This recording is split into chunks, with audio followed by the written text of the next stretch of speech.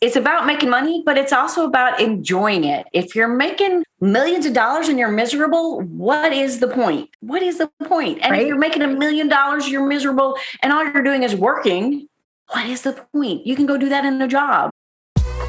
Hey there, and welcome to the Tribe of Leaders podcast. I'm your host, Emmy Kirshner. I'm a serial entrepreneur, investor, and business coach for ambitious women who are boldly taking their business to the next level.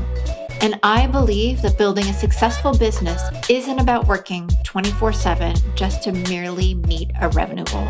What it does take is a unique blend of dedication to purpose, courageous action, and frequently sheer will to overcome the odds that lead to meaningful impact and experiencing a life well lived. In each episode, you'll get to know the women and men who are unafraid to put it all on the line as they share the stories of success and failure that have made them incredible leaders and the magic they gift the world with. As you're listening, and I hope finding value, don't forget to share the Tribe of Leaders podcast with all of your other entrepreneurial friends and to follow us wherever you're listening to this podcast. Yay, us. Hey, Tribe. I am so super excited to see you, hear you this week. And today's guest, Sophie Zollmann, is your business's new best friend. And as a skilled chaos coordinator with a passion for organization, she uses her talents to give business owners back their time so they're free to focus on scaling their business and making more money. On the more official side, Sophie is the CEO and founder of Sophie Zollmann Next Level Business Support. And she's a certified online business manager, social media manager, and customer acquisition specialist who provides, you got it, next level support services to coaches, consultants, and visionary entrepreneurs. And she's been doing it for over 20 years. So, Sophie, welcome to the show. Thank you. So excited to be here. Love it. Love talking to my peeps like you and getting on podcasts and sharing my stuff because I love helping people. Yeah. And I mean, we were just chatting before we recorded. Tell us a little bit. I want to get into your background because 20 years is a lot, right? But let's talk about how do you help people scale the most? What's the one thing that entrepreneurs get stuck with? We can go anywhere with this. Well, they get stuck with doing all the things in the business, even if they've got, maybe they may have a virtual assistant doing some of their admin. They may have a VA doing some of their social media, but to truly scale their business, they have to get all the things off their plate: the management, the team building, the processes, the procedures, the systems, the automations, the marketing, and sometimes even the sales. Sometimes you have to build even a sales team and get all of that off your plate to focus on the things you have to do and need to do to actually scale, whether that's creating more services for your people, creating more products for your people, and, inventing a coaching program, a group coaching program, as opposed to one-on-one. You can't do any of those things that generate the revenue if you're doing all the other things in the day-to-day piece of the business. It literally is taking your back end of your business and handing it off to someone you know and trust to go, okay, we're going to do this. And it's kind of sort of a partnership, but not in that official business sense. But you have to let go of the things, you have to let go of control and trust, and know that if you want to really, truly scale your business to high 6 figures, 7 figures, whatever that is, you have to let go of all the things. Yeah. I'm really happy to hear you say that, even letting go of the sales, because in my head, you can't easily step out of your business and have the business continue to grow if you are the only salesperson. And frequently, there are a lot of people who are far better at sales and enjoy it far more than the founder, whoever started the business too. So that is true. Yes. I mean, sometimes, it's a necessity for a while. Just like doing all the things is a necessity for a while. But if you don't let all of that go and build a sales team, especially if your services and your offerings have to be sold one-to-one. If you can't automate things, and just say, okay, you're going to come in, you're going to buy this, you're going to buy this, you're going to buy this, and it doesn't require a sales call, then it's okay for you to just be the salesperson and do the occasional sales call for someone who's unsure. But if you were relying on one-to-one sales to sell your products and services, you can only do so much as an individual, even if you get all the other things off your plate, because you still have to do delivery if you're the coach, the consultant, what have you, doing the delivery of those services. And that you can even still get your services off your plate because you can build a coaching team, or you can build a group coaching program where you're one-to-many instead of one-to-one. And that all takes getting the things off the plate to be able to do all that. Yeah, I agree. And both from group coaching or even like some of my retail clients who have service businesses, even though they have a physical location, their team is trained to sell, and their KPIs and their performance are tied to sales numbers. And because the entire team is responsible for growing the business, not just the founder and the CEO. Yes, absolutely. And that's one of the business models to follow to be able to scale is getting, some people have a specific sales team along with their ops team and their admin team and their marketing team. And then others have everybody on the team can sell, whether you're in marketing, your VA, whatever you are, you're in a position and you're trained and whatnot so that you actually are comfortable doing it and able to do it. It's not just the boss looks at you and says, okay, you're supposed to sell our services too. And you're kind of like, okay. Right?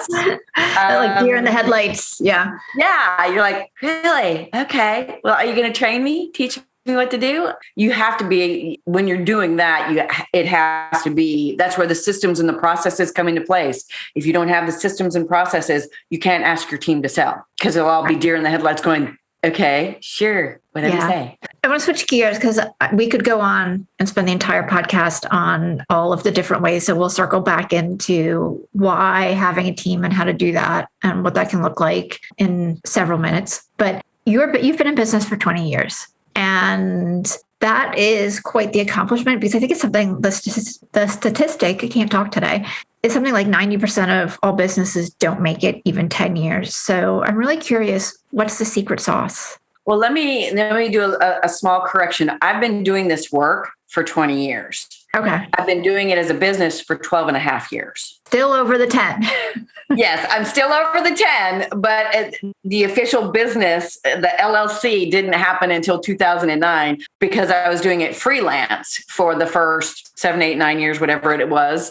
And so 20 years total of doing the work, a little over 12 as a business. And it came about because I got to a space where I was like, okay, I did the freelance stuff for a while and I got burned out and was underpaid and underappreciated and all those things, even as a freelancer working from home. Threw in the towel for a little while because we saved up a little money and I got to go, okay, I can go be a stay-at-home mom again. Sure. And then 8 months later, the house started to fall apart. So we had to spend all kinds of money on fixing up the house and I had to go back to work. But again, I didn't want to go back to a job because all my money would go to daycare. I needed to find a different thing to do online. So I'm like, I'm a fast typist. I'm a good ear. I'm going to do transcription. And I found a company that would let me work from home and teach me how to do it officially. And I started transcribing teleseminars. Do you remember those? I do. I hosted one. All of that. I was transcribing teleseminars of all these amazing online coaches and consultants and info product and course creators. Back in the day, they weren't called course creators at the time, but that's pretty much what they were doing. And I was like, oh my gosh, these are the people I want to work for. They know what a virtual assistant is. They know what a business manager is. They know all these things. And they appreciate who I am and what I do. And they're going to pay me at a level that is of good value. They're not going to try to beat the cheap. So I quit transcription. I relaunched myself as a virtual assistant and all of that. And I got on social media and it grew until 2016. And I was like, and I was this close to six figures, this close. I missed it by $6,000. And I went, okay, this is bad. It's good, but I want to hit six figures. So I'm like, okay, what I'm going to do is I'm going to specialize. So I got certified as a social media manager, got certified as an online business manager, kind of sort of went solo again and started looking to make the big bucks doing that. And I did really well. But again, I still wasn't hitting the six figures. So I finally went to a David Nagel event sign up for coaching with him and started doing that kind of work, that kind of both mindset, business, marketing, getting all those skill sets really honed in from an expert who was making millions that could teach me to get up to that level. And I started really working at it. And I eventually did. I made six figures. I went exclusive with a client to do it. They were willing to. I was still in my business. It was still a business. I was still a contractor to them, but they asked me to go, strictly with them, no other clients. And I did. And they were paying me six figures to do it. And then a year later, they let me go. Oh, I literally lost it all. And I've been working with them for like 5 years when they asked me to do that. So I thought it was a safe bet. I'm like, well, I've been working with them for 5 years. Let's just make this completely long-term. Let's make it official. I'll just work for them. Mm-hmm. A year later, they let me go. So I literally had nothing except I had started mapping out a digital marketing agency model to have as a second revenue stream for the business. Well, it's a good thing I did because then I got to focus on that. And it started out, I got to focus on it and actually put it into action, because if I'd stayed there, hindsight 2020, if I'd stayed with that company, I would have never got anywhere because I would have been stuck. I would have never been able to do that secondary revenue stream because I really had no time for it. So I got to focus on it. I mean, rebuild. It's scary. Yeah, it's scary in the middle of it, but right? Like it's like your income's just gone, which I think I know a lot of people experienced in COVID, for instance. I've had a couple of people on the podcast who were doing events, et cetera, and, went from $1 million in revenue to zero essentially overnight. So yeah, very scary. And it's very scary, very heart-wrenching, you go into super distress mode. Distress mode completely. There's nothing in front of you except oh my gosh, I just got let go. I have zero money, zero clients. I've got to start over. And it can freak you the heck out, because it did. Oh yeah. Right. It freaks you the heck out, but keep going. You can rebuild, because I did. I rebuilt to six figures faster than ever before, and even made it to multiple six figures in 2021. So in a 2 year, in January of 2019, I lost it all. And at the end of 2021, I was at multiple six figures.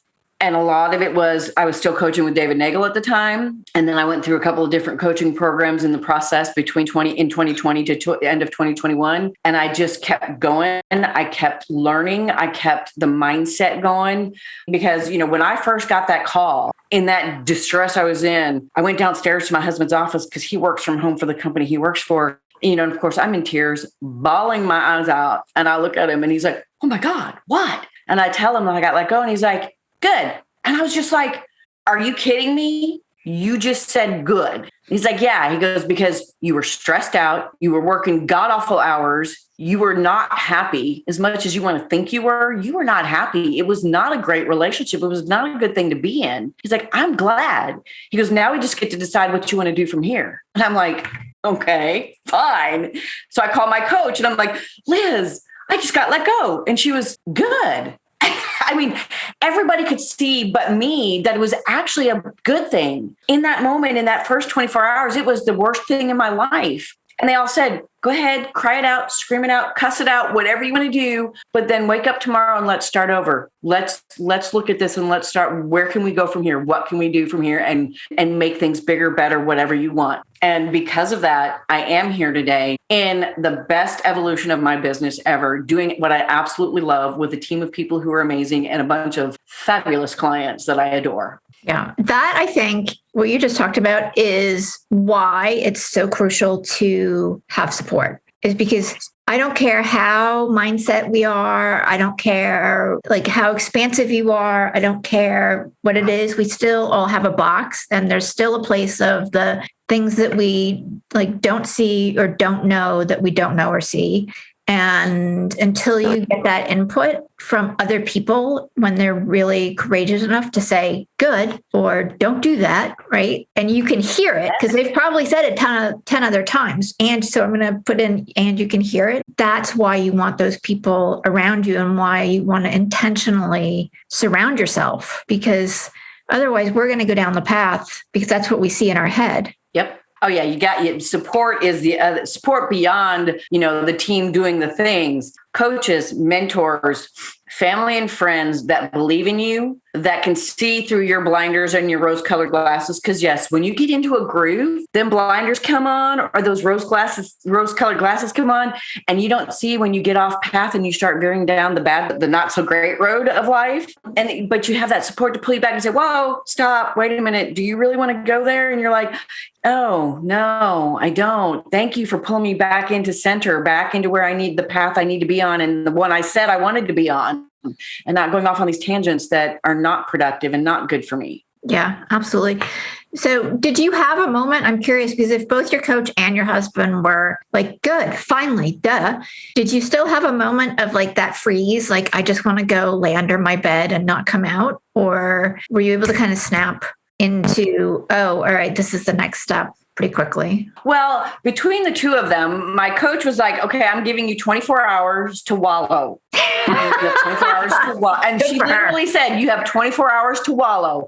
And that's cry, scream, yell, cuss, punch a pillow, don't punch a wall, do whatever you got to do to work out that emotion that you're going through right now. And then let's wake up the next day, in 24 hours, and I want you to come back to this and go, it's done. It's over. What's next? Where do we go from here? And my husband was kind of the same mindset. He goes, go ahead, take some time to cry, be upset. He goes, but when you're through that, I want you to sit down, look at your numbers, figure out how much money you need to rebuild the business. And we are going to put 6 months worth of money into your business and give you 6 months to regrow it, rebuild it, and see if you can redo things and get going again. And so yeah, they gave me that permission, which I probably would have done it anyway, but I probably would have stuck in it longer if I hadn't had those people going, okay, yes, it's okay to be upset, but we're not going to do this forever. You have 24 hours. Well, I mean, my husband actually gave me a few days, but my coach was like, no, you have 24 hours. Yeah.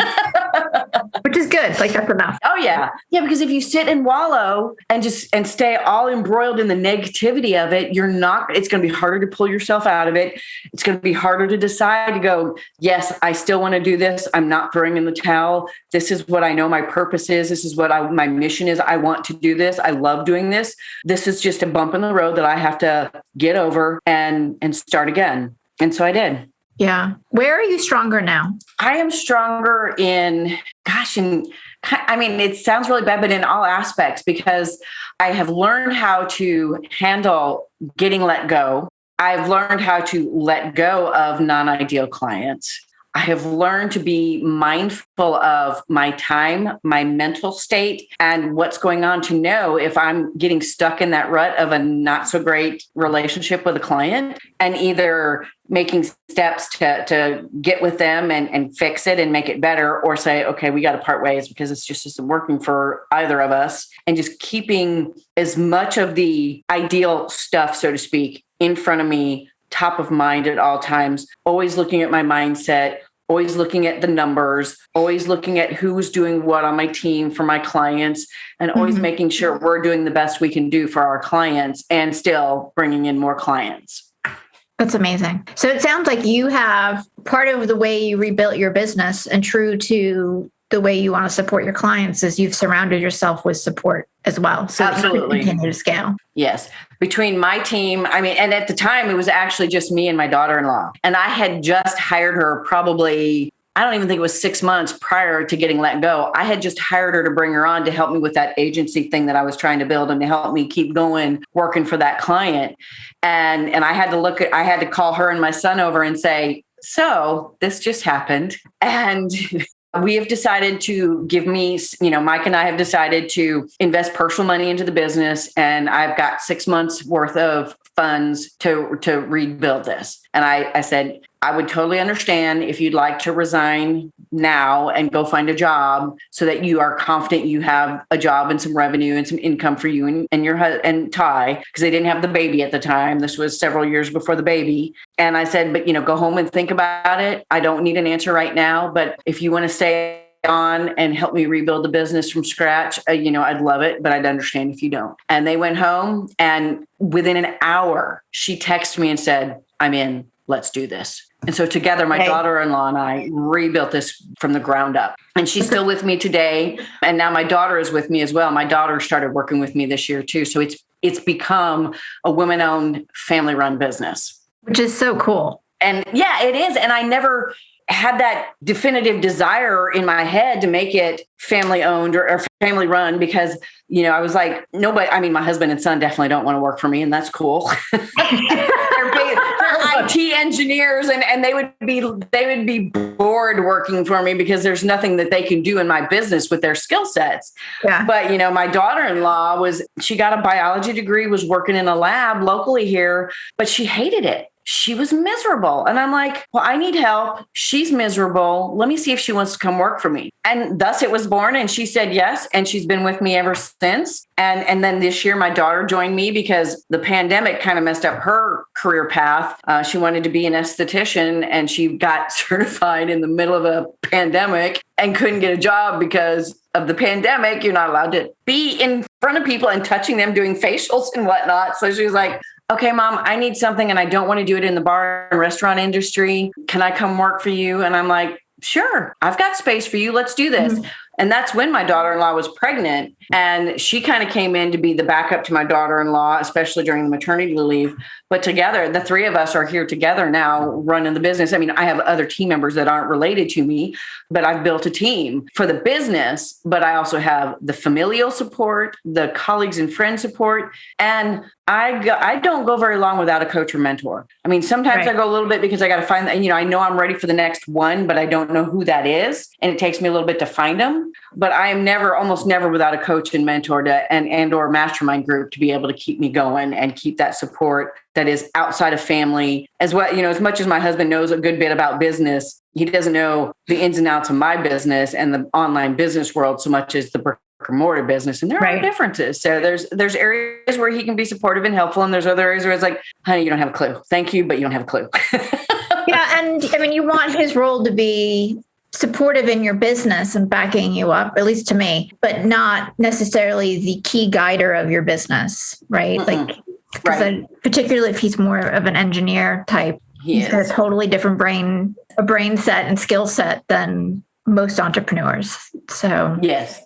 And that's exactly right. He is an IT engineer and he has that engineer and he has done management and things like that in the IT world, but it's all brick and mortar. It's IT, it's services of that level, of that kind. It's totally different than the services we provide and the things we do. And the marketing is different. The operation, it's a whole different animal. It really is. And while some of it, there is some overlap, but he's never wanted to be even my partner or anything. I own it. It is just me. It's a solo ownership. He likes to participate in my thought process and things, and all of that, but he does not have any kind of say or ownership or anything. And it needs to be that way because of, like you said, he's an IT engineer. He does not have quite the brain space of what he needs to have to be able to work in my world on the online world side of things. Right.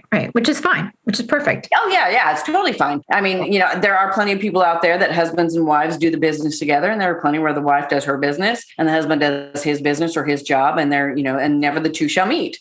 Yeah. For somebody who's looking around and saying, I need support. And outside of online business management and team building, it sounds like you have some really cool parameters in how you choose coaches and mentors or masterminds. What would you suggest to somebody? When you're looking for that coach, mentor, or mastermind, they all either have a free event or a very inexpensive event. Buy into one of those or several of them and really listen to what they have to say. Listen to how you feel about what they have to say. Because if you're sitting in their event, whether it's online or in person, and you start having all these aha moments and you start getting goosebumps and you start going, I want to do that. I can do that. I wish I'd known that. More than likely, they're the one for you. Right. It's a fairly intuitive thing, but it's also, and it's got to be someone who is farther along than you are. If you're at 6 figures and you want 7 figures, you want a coach or mentor who's at least 7 figures and beyond, because they've proven that they can make 7 figures and beyond, so they can teach you how to do it. Mm-hmm. You don't want someone who's at the same level with you and who's saying, oh yeah, I can get you to 7 figures. And you're like, but you're not at 7 figures. So how can you teach me to get to 7 figures? You'll get that it doesn't make sense kind of a thing. And, and the people, if you're in person, tune into the feeling in the room, the people in the room. Because the current program that I'm in, I'd known my coach for many years as just like a friend and colleague and that kind of a thing. And I finally went to her event last year, and she only coaches women, which is something I'd never done before. I'd always been in co-ed groups, co-ed coaching programs led by men with a co-ed group of people. And I walked into that room and things got started, and the energy and the electricity and the vibe just became so intense in a good way. I felt like I was home. I was in the place I needed to be. I could just feel it. The women were all welcoming. They were all in the same boat, so to speak, with their different businesses. And she was up on stage just hitting home, and I was having aha after aha. And I went, oh my gosh, yes, this is my place to be. And I signed up at that event, and it's been an amazing experience, just like all the other ones. I mean, all my other coaches and mentors have gotten me to different places, but you have to keep moving on to the next thing. You won't necessarily be with the same coach or mentor for many, many years. Right. And I don't, as a coach, I don't believe in that. I know there's some coaches who want to keep you for forever. And a lot of my clients work with me for years, but there's a place where they need to go do something else. And that's okay. And as it should be. So I love that you're saying that.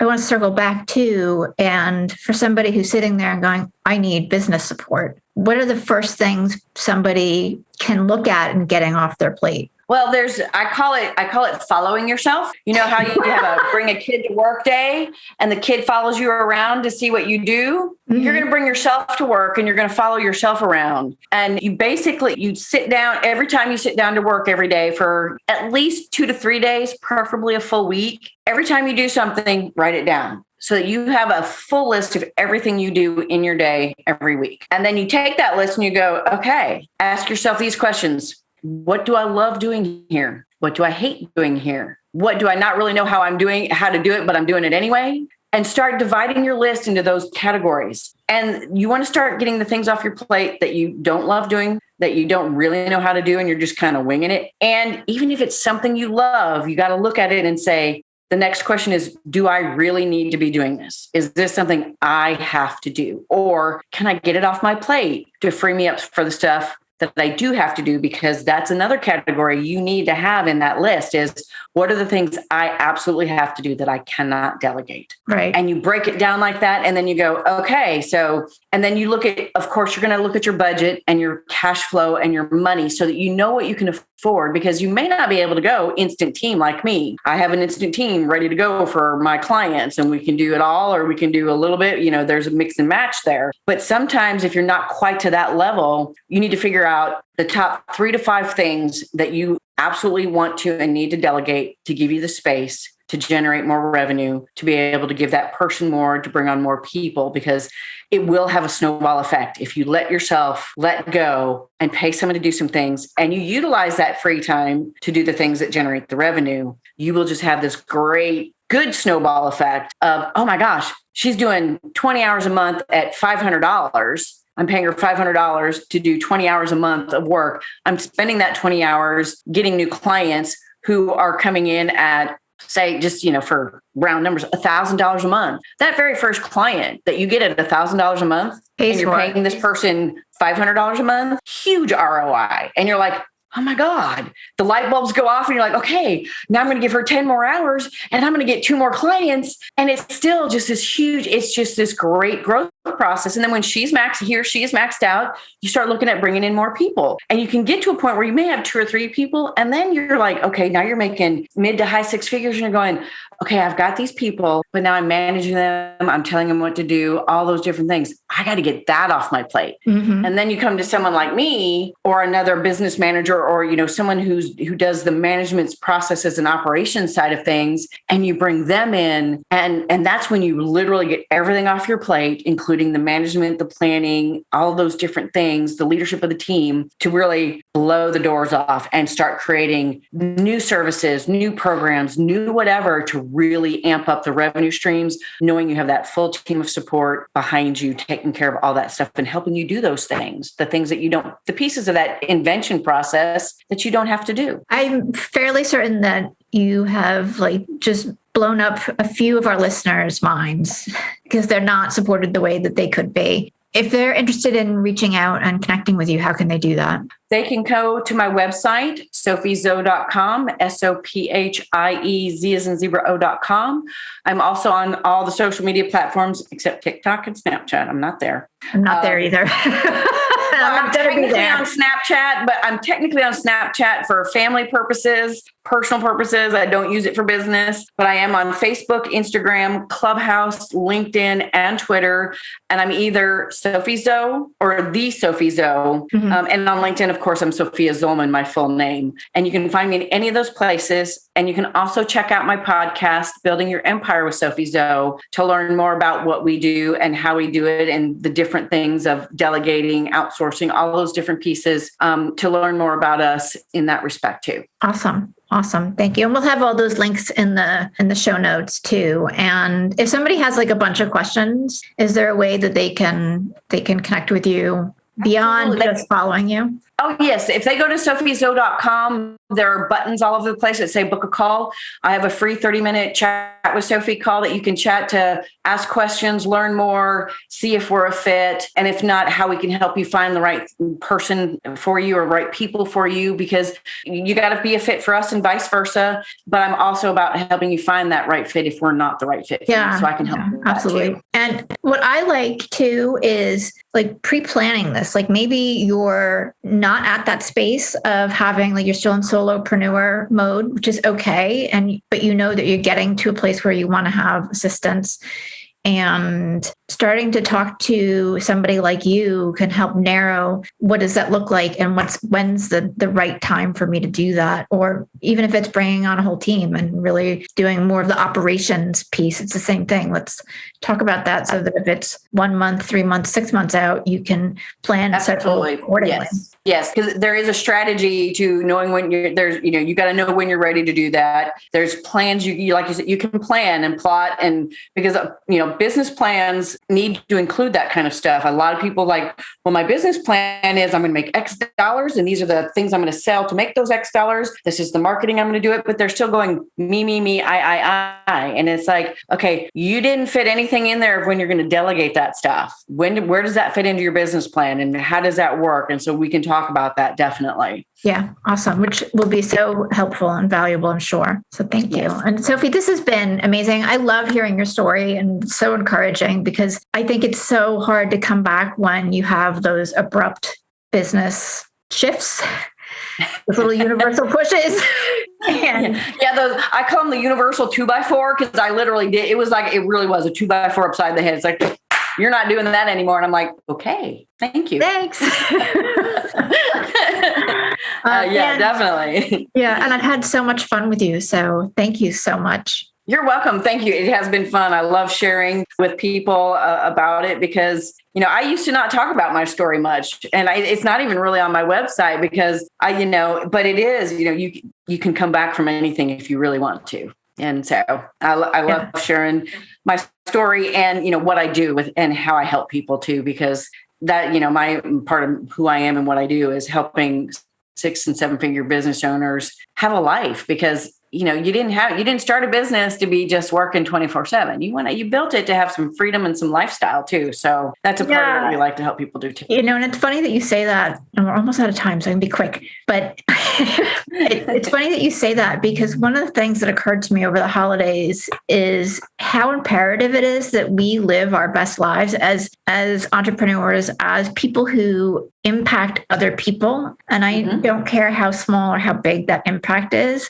For me, it's not just let's have a good time, which I am all for, but it's also let's show other people how to have a good time. Let's show other people how to live into what's possible, and let's show other people how to experience more joy. So I'm really glad that you are one of those people who are forging the way. Yes, it's about making money, but it's also about enjoying it. If you're making millions of dollars and you're miserable, what is the point? What is the point? And if you're making $1 million, you're miserable, and all you're doing is working, what is the point? You can go do that in a job. I mean, you might not make millions in a job, but it's same.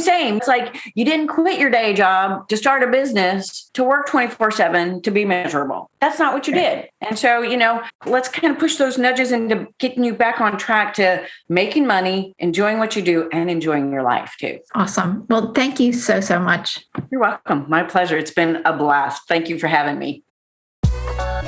Thank you so much for being a listener of the Tribe of Leaders podcast.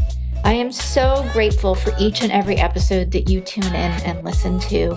And I hope that you get a ton of value that you can implement starting today. I do have just a quick favor. If you wouldn't mind hopping on to wherever it is that you listen to podcasts and leave us a rating and review, it would help us tremendously so that the Tribe of Leaders podcast can be found more easily and help inspire other entrepreneurial leaders.